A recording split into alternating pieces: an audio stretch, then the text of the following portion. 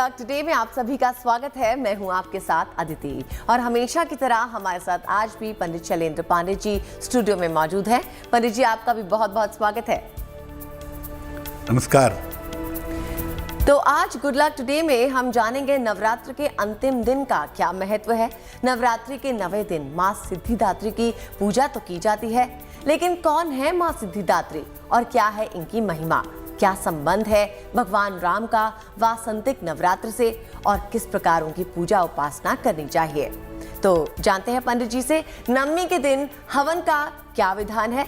सब कुछ बताएंगे पंडित जी, लेकिन पहले बात कर लेंगे गुड लक मंत्र की।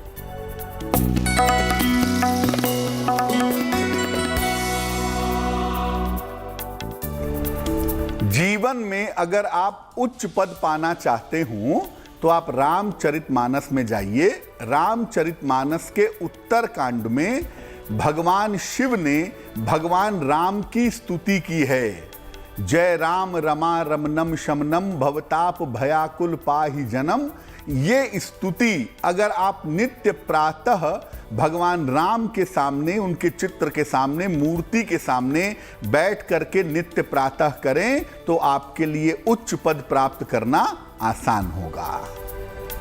शिव जी द्वारा श्री राम की स्तुति, ये एक उपयोग आपके लिए गुड लक मंत्र साबित हो सकता है। अब आगे बढ़ेंगे और जानेंगे पंडित जी से पंचांग, वो भी 10 अप्रैल 2022 रविवार का।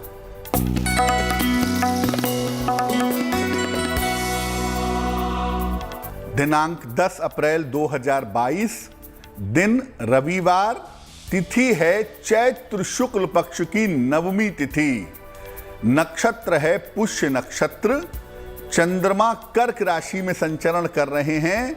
राहु काल का समय शाम को 4:30 से लगभग 6 बजे तक। पश्चिम दिशा की तरफ यात्रा करने की मनाही है, लेकिन अगर यात्रा करना जरूरी है, मजबूरी है, तो जरा सा पान का पत्ता खाकर और भगवान का स्मरण करके यात्रा करेंगे तो मुश्किल से बचे रहेंगे। पंडित जी ने हमें आज का पंचांग बता दिया। अब आगे बढ़ेंगे और जानेंगे पंडित जी से कि कौन है मां सिद्धिदात्री और क्या है इनकी महिमा। बिल्कुल, देखिए, नवरात्रि में हम नव दुर्गा की पूजा करते हैं और वो नव दुर्गा अलग अलग 9 स्वरूपों में अपने भक्तों की मनोकामनाएं पूरी करती हैं। इसी क्रम में नवरात्रि के अंतिम दिन यानी 9वें दिन नव दुर्गा के अंतिम स्वरूप की पूजा होती है, जिन्हें हम कहते हैं माता सिद्धिदात्री। इनकी पूजा उपासना करने से समस्त प्रकार की मनोकामनाएं पूरी होती हैं। सिद्धिदात्री का मतलब होता है सिद्धि देने वाली। अणिमा, लघिमा, महिमा, गरिमा, प्रकाम्य, ईशित्व, वशित्व, ये जो 8 सिद्धियां हैं या जो 8 तरह की शक्तियां हैं, ये माता सिद्धिदात्री की कृपा से उनके भक्तों को मिल जाती हैं।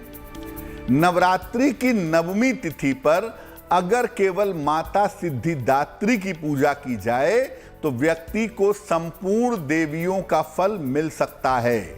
उसका कारण यह है कि माता सिद्धिदात्री के स्वरूप में सारी देवियों का स्वरूप समाहित होता है। इसलिए जब आप नवरात्रि की 9वीं तिथि पर माता सिद्धिदात्री की पूजा करते हैं तो समस्त देवी की पूजा का फल आपको प्राप्त होता है। 9वीं तिथि के दिन कमल के फूल पर बैठी हुई माता सिद्धिदात्री का ध्यान करना चाहिए। देवी को विभिन्न प्रकार के सुगंधित फूल अर्पित करने चाहिए। अलग अलग तरीके के, अलग अलग रंगों के सुगंधित फूल आप देवी को अर्पित करें। और 9वीं तिथि के दिन मां दुर्गा को, माता सिद्धिदात्री को शहद अर्पित करना विशेष शुभ होता है। और इस दिन दुर्गा सप्तशती का पाठ करें, दुर्गा कवच का पाठ करें, कीलक का पाठ करें और अर्गला का अगर पाठ करें तो बहुत अच्छा होगा। कवच, कीलक, अर्गला का पाठ करना अच्छा होगा। दुर्गा सप्तशती का पाठ करना अच्छा होगा। कुछ नहीं जानते तो नवार्ण मंत्र ओम ऐं ह्रीं क्लीं चामुंडाय विच्चे, इस मंत्र का भी अगर आप अधिक से अधिक जप करते हैं तो आपको निश्चित रूप से लाभ होगा। इस बार की नवरात्रि में जो नवमी तिथि की पूजा की जाएगी वो 10 अप्रैल को की जाएगी। 10 अप्रैल को ये पूजा है, तो 10 अप्रैल के दिन आप नवरात्रि के नवमी के जो विधान हैं उनका पालन कर सकते हैं। पंडित जी, माँ सिद्धिदात्री की पूजा से कौन सी विशेष मनोकामनाएं जो हैं वो पूरी हो सकती हैं, इसके बारे में बताएं। देखिए, जो नव दुर्गा हैं वो अलग अलग मनोकामनाएं पूरी होती हैं। जैसे माता शैलपुत्री की पूजा से आपको साधना की शक्ति मिलती है, माता ब्रह्मचारिणी की पूजा से अनुशासन की शक्ति मिलती है, माँ कात्यायनी की पूजा से विवाह का वरदान मिलता है। इसी तरह से जो माता सिद्धिदात्री हैं उनके अंदर चूंकि सारी देवियां समाहित हैं, तो आप जिस भी तरह की मनोकामना चाहते हैं, चाहे धन चाहते हों, चाहे स्वास्थ्य चाहते हों, चाहे नाम और यश चाहते हों, चाहे ऐश्वर्य चाहते हों, वो आपको प्राप्त अवश्य ही होगा। सिर्फ आप इतना समझ लीजिए कि माता सिद्धिदात्री को कहते ही हैं सिद्धियां देने वाली, और सिद्धि देने की जो क्षमता है दुनिया में, 8 सिद्धियां देने की जो क्षमता है वो देवी के पास है। माता सीता ने यही 8 सिद्धियां हनुमान जी को प्रदान की थी। तो मुख्यतः माता सिद्धिदात्री की पूजा से आप किसी भी तरह की चमत्कारी शक्तियां पा सकते हैं और किसी भी तरह की मनोकामना को पूरा कर सकते हैं।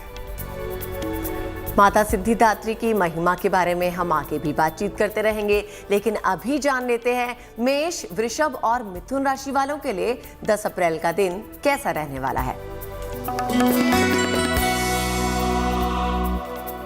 मेष राशि, देखिए मौसम इस समय बदल रहा है, थोड़ा सा ध्यान अपने खान पान का रखें ताकि आपकी सेहत खराब ना हो।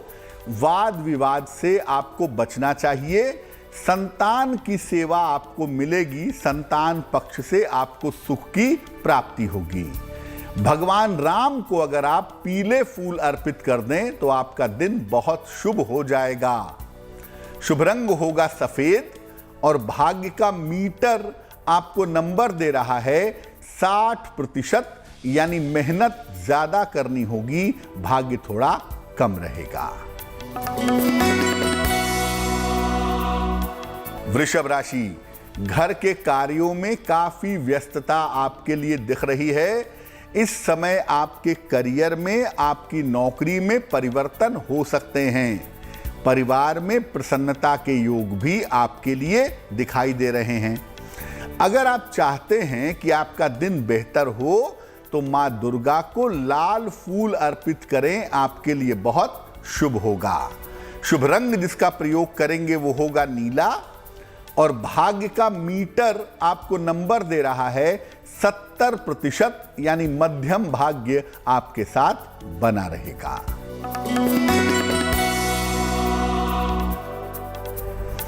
मिथुन राशि, आराम की स्थिति आपके लिए दिखाई दे रही है।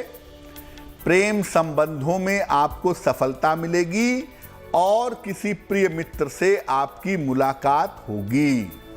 भगवान राम को 2 पत्ते तुलसी के, यानी तुलसी दल अगर आप अर्पित करें तो प्रभु की कृपा मिलेगी और दिन आपका बेहतर होगा।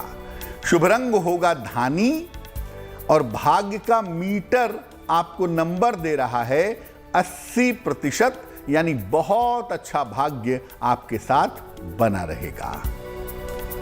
तो पंडित जी ने हमें बताया मेष, वृषभ और मिथुन राशि वालों के लिए 10 अप्रैल का दिन कैसा रहेगा। अब आगे बढ़ेंगे और जानेंगे पंडित जी से कि क्या संबंध है भगवान राम का वासंतिक नवरात्र से और किस प्रकार उनकी पूजा उपासना करनी चाहिए। भगवान राम देवी से सीधे कनेक्टेड हैं, सीधे जुड़े हुए हैं।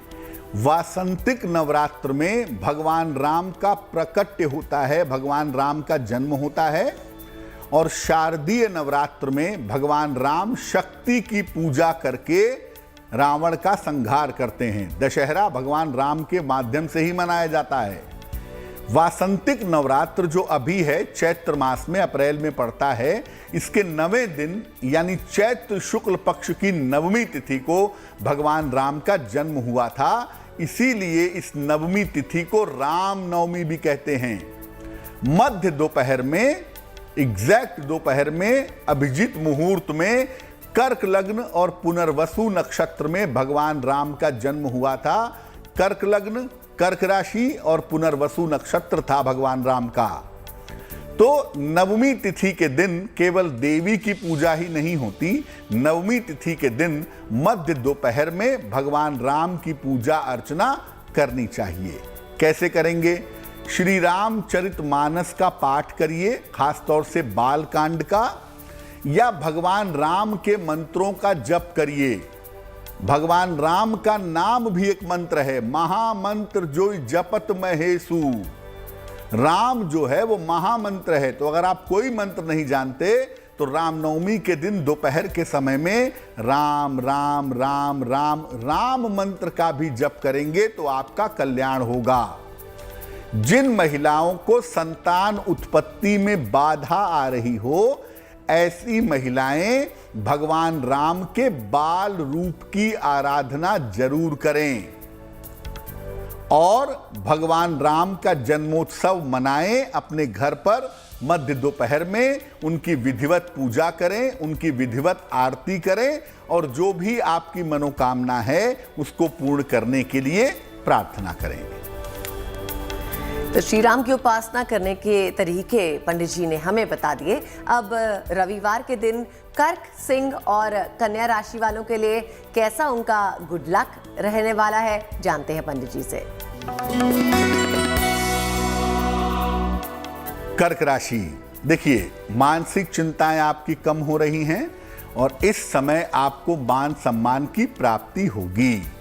धन लाभ के सुंदर योग भी आपके लिए बने हुए हैं, लेकिन इस समय अगर किसी लंबी यात्रा पर जा रहे हैं तो यात्राओं में सावधानी बनाए रखिएगा। भगवान राम को अगर आप पीले फूल अर्पित करें तो आपका दिन बहुत शुभ हो जाएगा। शुभ रंग होगा धानी और भाग्य का मीटर आपको नंबर दे रहा है 90%, यानी सबसे ज्यादा भाग्य आपके साथ बना हुआ है।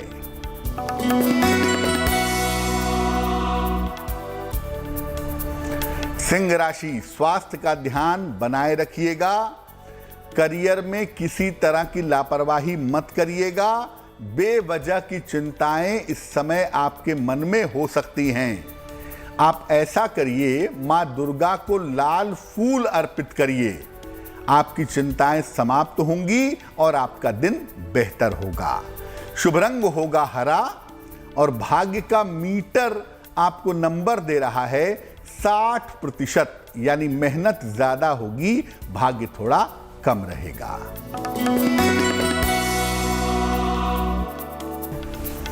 कन्या राशि, धन लाभ के योग आपके लिए बने हुए हैं। करियर में आपको निश्चित रूप से इस समय सफलता मिलेगी। जीवन साथी के स्वास्थ्य पर थोड़ा ध्यान बनाए रखिएगा। भगवान राम को अगर 2 पत्ते तुलसी के आप अर्पित करें तो आपकी चिंताएं समाप्त होंगी और आपका दिन बेहतर होगा। शुभ रंग होगा फिरोजी और भाग्य का मीटर आपको नंबर दे रहा है 70%, यानी मध्यम भाग्य आपके साथ बना हुआ है। कर्क, सिंह और कन्या राशि वालों का भाग्य फल हमने जान लिया। अब बारी है आपका सवाल लेने की। बहुत से लोग पंडित जी हमें पत्र लिख रहे हैं, तो आज आपने किसका सवाल निकाला है, किसके बारे में बताएंगे?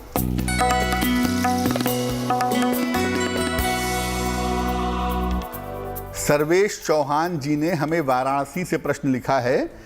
इनकी जन्म तारीख है 4 नवंबर 1997। जन्म का समय है रात के 10 बजे और जन्म का स्थान है वाराणसी। सर्वेश लिख रहे हैं कि करियर में क्या करूं मैं और करियर में सफलता कब तक मिलेगी। एक लड़की से प्रेम करते हैं, उससे प्रेम विवाह करना चाहते हैं, तो क्या प्रेम विवाह होगा या नहीं होगा। सर्वेश जी, कुंडली आपकी मिथुन लग्न की है और आपकी राशि बनती है धनु। महादशा सूर्य की और अंतरदशा राहु की चल रही है जुलाई 2022 तक। पहले मैं कहूंगा कि आप अपने नौकरी और अपने करियर पे ध्यान दीजिए। अभी प्रेम के प्रसंग के चक्कर में समय बर्बाद मत करिए। अभी करियर पे फोकस करिए। और अगर बनारस से निकल करके बाहर जा करके आगे तैयारी करते हैं, कोशिश करते हैं, तो आपको एक बेहतर नौकरी 2023 में मिल जाएगी। जहां तक विवाह की बात है, देखिए, जिससे आप अभी प्रेम करते हैं उससे शादी करेंगे कि नहीं करेंगे ये आप जानिए, लेकिन कुंडली ये कहती है कि आपका विवाह आपकी अपनी इच्छा से किसी जानी पहचानी लड़की के साथ होगा वर्ष 2024 में। इतना मैं कहूंगा कि आपकी कुंडली मांगलिक है, तो आप जब भी शादी करिएगा कुंडली अच्छी तरह से मिला करके देखभाल करके तब निर्णय लीजिएगा। अब आपको करियर में सफलता मिले और आपका जीवन रास्ते पे चले, इसके लिए एक पन्ना बनवा करके पहन लें। लगभग 6 से 8 रत्ती का पन्ना चांदी की अंगूठी में, दाहिने हाथ की सबसे छोटी उंगली में, बुधवार की शाम को पन्ना पहनने से आपको लाभ होगा। और दूसरा काम आप करें कि इस समय वाहन सावधानी से इस साल चलाइएगा और जितना संभव हो लाल रंग के वस्त्रों का प्रयोग ना करें तो आपके लिए अच्छा होगा। जी पंडित जी, अब हमें बताइए कि नवमी के दिन हवन का क्या विधान है? ज्यादातर घरों में नवरात्रि के अंतिम दिन नवमी के दिन हवन होता है और इसी के साथ नवरात्रि की पूर्णाहुति हो जाती है, नवरात्रि संपूर्ण हो जाती है। तो नवमी के दिन नवरात्रि की पूर्णता के लिए हवन किया जाता है। देखिए, आप कोई भी अनुष्ठान करेंगे, कोई भी पूजा करेंगे, तो पूजा या अनुष्ठान के अंत में हवन किया जाता है और हवन के साथ ही जो पूजा है, जो अनुष्ठान है, वो संपन्न हो जाता है। नवमी के दिन पहले आपको पूजा करनी है और बेहतर होगा कि नवमी के दिन दोपहर में भगवान राम की पूजा करें। आप चाहें तो दोपहर में माता की पूजा भी कर सकते हैं, लेकिन बेहतर होगा कि नवमी के दिन दोपहर में भगवान राम की पूजा करें और रात में माता सिद्धिदात्री की पूजा करें। इसके बाद हवन करें। हवन सामग्री बाजार से ले आएं। इसमें बराबर मात्रा में जौ और काला तिल मिलाएं, थोड़ा सा घी भी मिलाएं। इसके बाद कन्या पूजन करें। अगर आपके यहाँ नवमी को कन्या पूजन होता है तो आप नवमी को करें, अगर अष्टमी को होता है तो आप अष्टमी को कर चुके होंगे। कन्या पूजन के बाद संपूर्ण भोजन का दान करें और दान करने के बाद आपकी पूजा समाप्त होगी। तो सबसे पहले आपको सुबह उठ करके भगवान राम की पूजा दोपहर में करनी है, देवी की भी कर लें तो अच्छा है। इसके बाद आप हवन करें विधिवत, पति पत्नी परिवार के लोग एक साथ बैठ करके। इसके बाद कन्या पूजन करें, उसे प्रेम से भोजन कराएं, भोजन का दान करें और तब जाकर के आपका जो नवरात्रि है वो संपूर्ण होगा। नवरात्रि का संपूर्ण शुभ परिणाम आपको प्राप्त होगा। पंडित जी ने हमें ये तो बता दिया कि नवमी के दिन हवन का विधान क्या है, लेकिन पंडित जी आप हमें ये भी बताइए कि हवन किस चीज से करना चाहिए? देखिए, सामान्यतः जैसा मैंने बताया कि सामान्य कामनाओं के लिए आप हवन सामग्री में बराबर मात्रा में जौ मिला लें, बराबर मात्रा में काला तिल मिला लें, घी मिला लें और सामान्य चीज से, इसी सामान्य हवन सामग्री से आम की लकड़ी पर हवन करना अच्छा होगा। लेकिन आप अलग अलग चीजों के लाभ के लिए अलग अलग चीजों से आहुति दे सकते हैं, हवन कर सकते हैं। जैसे अगर आप चाहते हैं कि नवरात्रि के बाद आपको धन का फायदा हो, आपकी आर्थिक मुश्किलें दूर हों, तो मखाने से और खीर से, मखाने और खीर से अगर आप हवन करें तो बहुत शुभ होगा। अगर आप कर्जे से परेशान हैं, कर्जा आपको बहुत दिक्कतें दे रहा है, कर्जा नहीं उतर पा रहा है, तो काली सरसों के दाने से, जिसको राई भी कहते हैं, राई से हवन करें। अगर संतान प्राप्ति नहीं हो पा रही है या संतान तो है लेकिन संतान के जीवन में समस्याएं बहुत हैं, संतान संबंधी समस्याएं हैं, तो क्या करें? ऐसी स्थिति में माखन और मिश्री से हवन करिए। और अगर आप ग्रह शांति चाहते हैं तो काले तिल से हवन करिए। काले तिल से हवन करने से ग्रहों की बाधा दूर हो जाती है। और अगर हर तरह का कल्याण चाहते हैं, आप चाहते हैं कि अपना भी कल्याण हो, दूसरों का भी कल्याण हो, सर्व कल्याण हो, तो हवन सामग्री में बराबर मात्रा में काला तिल और जौ मिला करके, थोड़ा सा गाय के दूध का घी मिला करके उस हवन सामग्री से अगर आप हवन करें तो सबका कल्याण होगा, सबका शुभ होगा। जी पंडित जी, बहुत बहुत शुक्रिया हमें बताने के लिए कि हवन सामग्री क्या होनी चाहिए। अब हमें ये भी बता दीजिए कि 10 अप्रैल यानी रविवार को तुला, वृश्चिक और धनु राशि वालों के लिए भाग्य फल कैसा रहेगा। तुला राशि, आर्थिक मजबूती आने के संकेत आपके लिए दिख रहे हैं, यानी पैसे की प्राप्ति होगी। सेहत आपकी कुल मिला जुलाकर अच्छी रहेगी, स्वास्थ्य आपका बेहतर होगा और इस समय आपके काम का दबाव भी कम होगा। तो मैं आपसे ये कहूँगा कि अगर आप माँ दुर्गा की कपूर से आरती करें, देवी की कपूर से आरती करें, तो आपके लिए बहुत शुभ होगा। शुभ रंग होगा नीला और भाग्य का मीटर आपको नंबर दे रहा है 80%। काफी अच्छा भाग्य आपके साथ बना हुआ है। वृश्चिक राशि, किसी लाभकारी यात्रा पर आप जा सकते हैं। रुका हुआ धन इस समय आपको प्राप्त होगा। करियर से जुड़ी हुई तमाम समस्याएं भी आपकी हल होंगी। देवी को अगर आप लौंग और बताशा, 2 लौंग और 1 बताशे पर रख करके अगर आप देवी को अर्पित करें तो आपका दिन और भी ज्यादा अच्छा होगा, सफलता की संभावनाएं और भी ज्यादा बेहतर होंगी। शुभ रंग होगा नारंगी और भाग्य का मीटर आपको नंबर दे रहा है 75%, यानी उत्तम भाग्य आपके साथ बना हुआ है।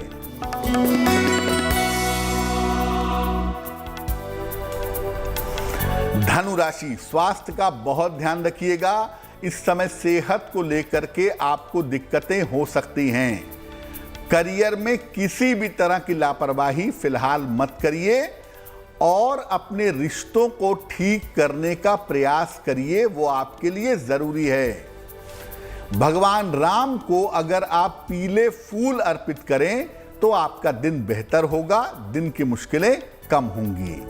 शुभ रंग होगा हरा और भाग्य का मीटर आपको नंबर दे रहा है 60%, यानी मेहनत ज्यादा होगी, भाग्य थोड़ा कम होगा।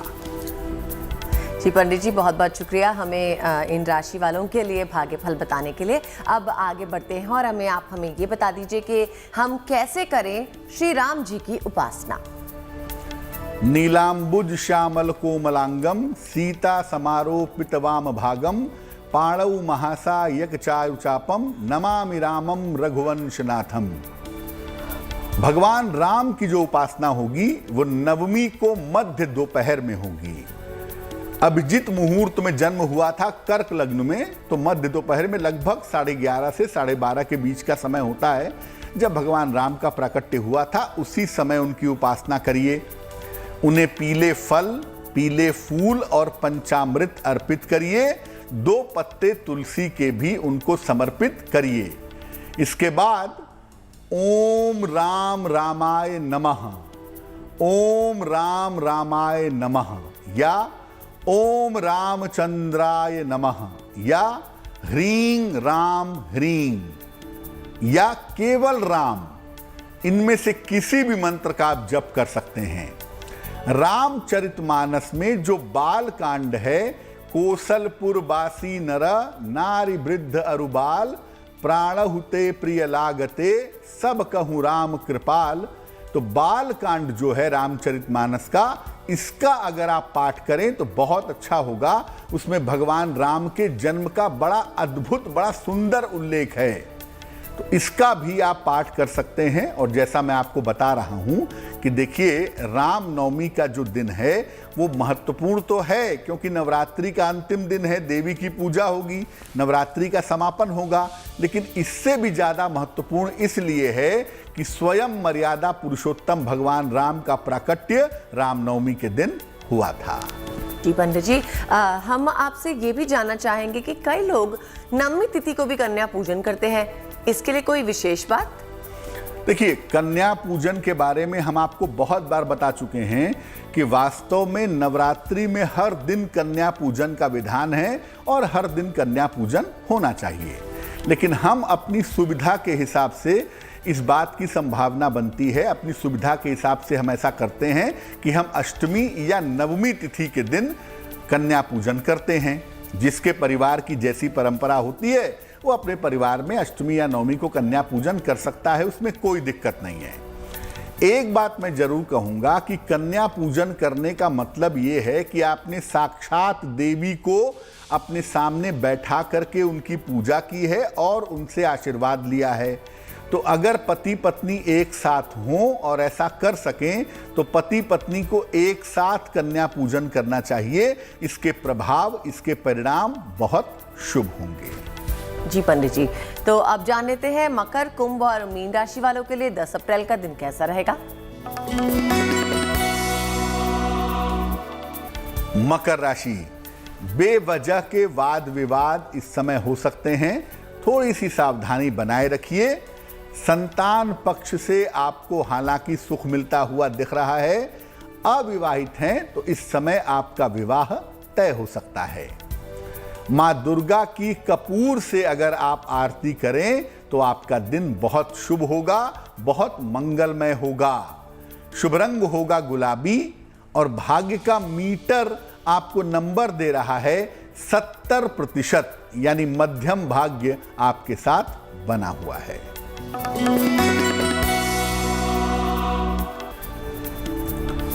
कुंभ राशि, काम का दबाव आपका बढ़ेगा, प्रेशर बढ़ने की संभावना है।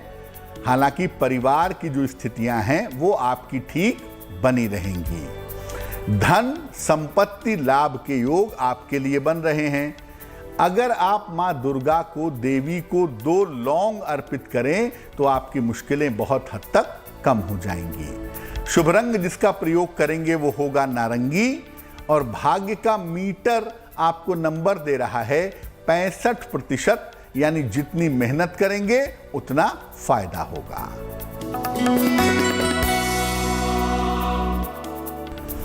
मीन राशि, प्रेम संबंधों में सफलता मिलती दिख रही है। कोई अच्छी सूचना भी आपको प्राप्त होगी। स्वास्थ्य पर अभी भी ध्यान बनाए रखिएगा। भगवान राम को अगर आप पीले फूल अर्पित करें तो आपकी मुश्किलें बहुत हद तक कम होंगी और आपका दिन बेहतर होगा। शुभ रंग होगा नीला और भाग्य का मीटर आपको नंबर दे रहा है 75%, यानी उत्तम भाग्य आपके साथ बना हुआ है। जी पंडित जी, बहुत बहुत शुक्रिया इन सभी राशि वालों को बताने के लिए कि उनका भाग्य फल कैसा रहेगा। अब आप हमें ये बता दीजिए कि आपने बताया रामनवमी के दिन राम जी की पूजा जो है दोपहर में करनी चाहिए, तो फिर ये बताइए कि माँ सिद्धिदात्री की पूजा का सही समय कौन सा है? बिल्कुल, देखिए, भगवान राम का प्राकट्य मध्य दोपहर में हुआ था, तो भगवान राम की पूजा तो देखिए मध्य दोपहर में ही होगी और वही उचित होगा। माता सिद्धिदात्री की जो पूजा है वो आप सुबह भी कर सकते हैं, शाम को भी कर सकते हैं, नवमी तिथि है। और वैसे जो महानवमी की पूजा होती है, जो माता सिद्धिदात्री की विशेष पूजा होगी, महापूजा होगी, वो नवमी तिथि को रात में की जाएगी। यानी 10 तारीख की रात में मध्य रात्रि में माता सिद्धिदात्री की विशेष पूजा होगी। विशेष कृपा वहां से आपको प्राप्त होगी। इसको महानवमी की पूजा भी कहते हैं। अब मान लिया कि आपने भगवान राम की पूजा कर ली, सुबह देवी की पूजा भी कर ली और हवन भी कर लिया, तो कोई बात नहीं, आप मध्य रात्रि के समय भी दोबारा से माता सिद्धिदात्री की पूजा कर सकते हैं, उनसे आशीर्वाद और वरदान मांग सकते हैं। बहुत खूब पंडित जी, अब हमें बताइए कि आप कौन से दर्शक का सवाल ले रहे हैं?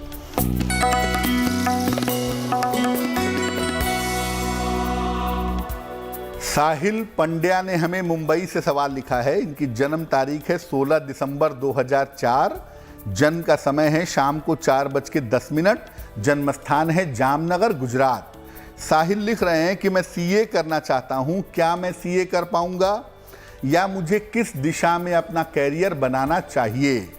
साहिल, आपकी कुंडली बनती है वृषभ लग्न की और आपकी राशि बनती है कुंभ राशि। इस कुंडली के हिसाब से आपके लिए चार्टर्ड अकाउंटेंसी करना अच्छा नहीं होगा। उससे बेहतर होगा कि आप फाइनेंस में मैनेजमेंट कर लें, लॉ कर लें, मीडिया के क्षेत्र में या एजुकेशन के क्षेत्र में जाएं तो अच्छा होगा। वैसे मैं आपसे कहूंगा कि अगर आप मैनेजमेंट कर लें और अगर आप लॉ कर लें तो ये आपके लिए बहुत शुभ होगा।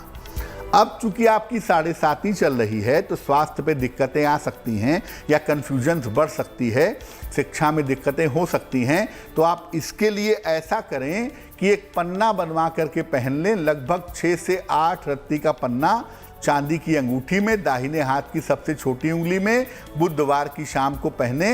दूसरा काम आप ये करें कि रोज सुबह अगर सूर्य भगवान को जल चढ़ाएं तो करियर में आपको निश्चित रूप से लाभ होगा। और पंडित जी, जिनका जन्मदिन ही 10 अप्रैल को है, उनके बारे में भी बता दीजिए कि उनके आने वाला साल कैसा होगा।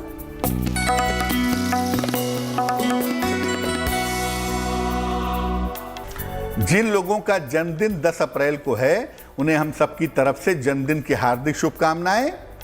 आने वाले साल में अपने स्वास्थ्य का बहुत ध्यान रखिएगा। करियर और धन की स्थिति में आपके उतार चढ़ाव रह सकता है, हालांकि नवंबर से आपकी स्थितियों में सुधार होता चला जाएगा। साल के अंत में अगर आप अविवाहित हैं तो आने वाले वर्ष के अंत में आपका विवाह निश्चित रूप से हो सकता है। क्या करना चाहिए? पूरे साल भर भगवान सूर्य की अगर आप उपासना करें तो आपके लिए बहुत अच्छा होगा। गुड लक टुडे में अब वक्त हो गया है जिज्ञासा का। क्या श्री राम की पूजा करने से जीवन में सुख नहीं मिलता? ये बताएंगे हमें पंडित जी। बहुत सारे लोग ऐसा कहते हैं कि भगवान राम को जीवन में कोई सुख नहीं मिला। जब गद्दी मिलनी थी, राज सिंहासन चला गया, पिताजी चले गए, 14 साल वन में भटकते रहे, अंत में सीता का वियोग भी सहना पड़ा, जीवन भर संघर्ष करना पड़ा। इसीलिए लोग कहते हैं कि भगवान राम की पूजा करने से जीवन में आदमी सुखी नहीं रहता, आदमी को संघर्ष करना ही पड़ता है।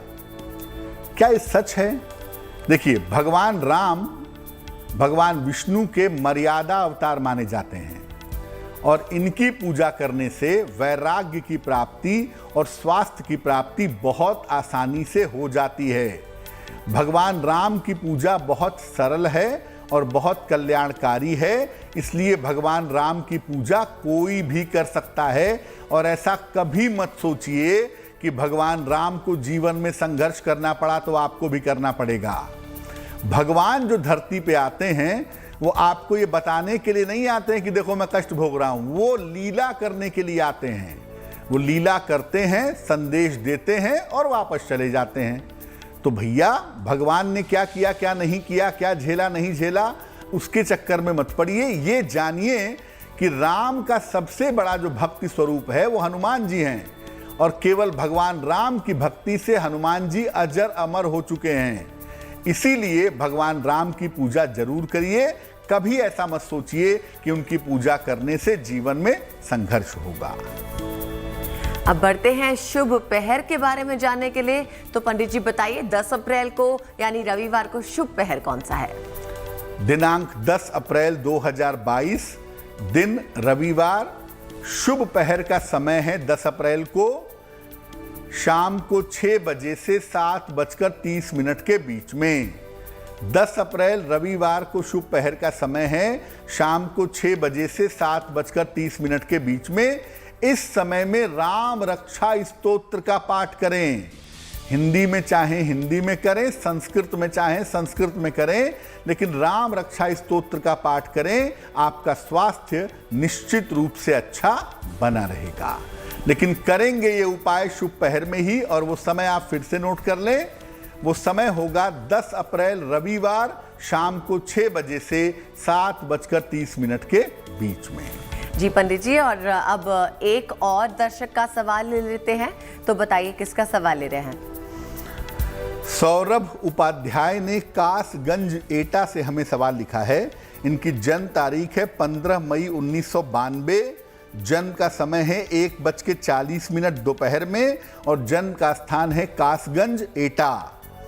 ये लिख रहे हैं कि सरकारी नौकरी के लिए प्रयासरत हैं, कब तक और किस क्षेत्र में सरकारी नौकरी मिलेगी और विवाह कब तक होगा। सौरभ, आपकी कुंडली सिंह लग्न की है और आपकी राशि बनती है तुला। निश्चित रूप से आपको सरकारी नौकरी मिलेगी। लगता है कि बैंकिंग के क्षेत्र में, टैक्सेशन के क्षेत्र में या प्रशासनिक क्षेत्र में 2023 में आपको सरकारी नौकरी मिलनी चाहिए और 2023 में ही आपके विवाह के योग बन रहे हैं। मुश्किल क्या है? चंद्रमा आइसोलेटेड है, चंद्रमा अकेला है, जो मन को एकाग्र नहीं होने देता, मन में चिंताएं पैदा करता है और जो इफर्ट है, जो प्रयास है आपका, वो कमजोर है, जिस वजह से सफलता नहीं मिल पा रही है।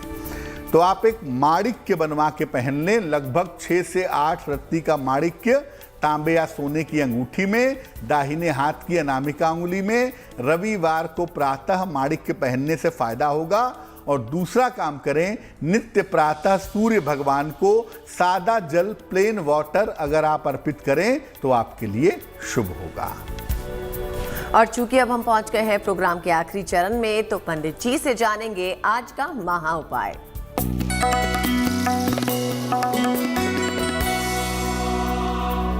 बहुत बार ऐसा होता है कि हम अपने भाई बहन को प्यार बहुत करते हैं, लेकिन भाई बहन के साथ संबंध अच्छे नहीं रह जाते, किसी भी कारण से हो, लेकिन भाई बहन के बीच में, भाई भाई के बीच में दूरियां आ जाती हैं और आप चाहते हैं कि ये संबंध ठीक हो जाए। 4 दिन की जिंदगी है, भाई है, कम से कम प्रेम से रहे, बहन है, कम से कम प्रेम से रहे।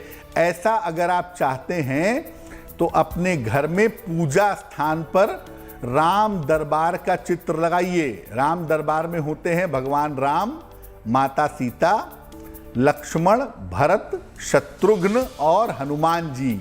इनको राम दरबार कहते हैं। राम दरबार का चित्र लगाइए या मूर्ति लगाइए। उनके सामने रोज शाम को घी का दीपक जलाइए। इसके बाद भगवान राम की स्तुति कहिए। श्री रामचंद्र कृपाल भजमन भरण भव भय दारुणम। ये जो भगवान राम की स्तुति है, ये कहिए। इससे आपके संबंध आपके परिवार में, आपके भाई बहनों के साथ बेहतर होंगे। और अगर मान लिया आप भगवान राम की स्तुति नहीं पढ़ पा रहे हैं, तो ऐसी स्थिति में राम नाम का आप जितने बार जप करके प्रार्थना करेंगे रोज, आपके संबंध आपके भाई बहन से बेहतर होने शुरू हो जाएंगे। पंडित जी ने हमें आज का महा उपाय बता दिया। इसी के साथ पंडित जी आपका बहुत बहुत शुक्रिया हमारे दर्शकों के साथ जुड़ने के लिए। धन्यवाद। और मुझे भी यानी अदिति को दीजिए इजाजत, लेकिन देश और दुनिया की बाकी खबरों के लिए आप देखते रहिए GNT यानी गुड न्यूज टुडे।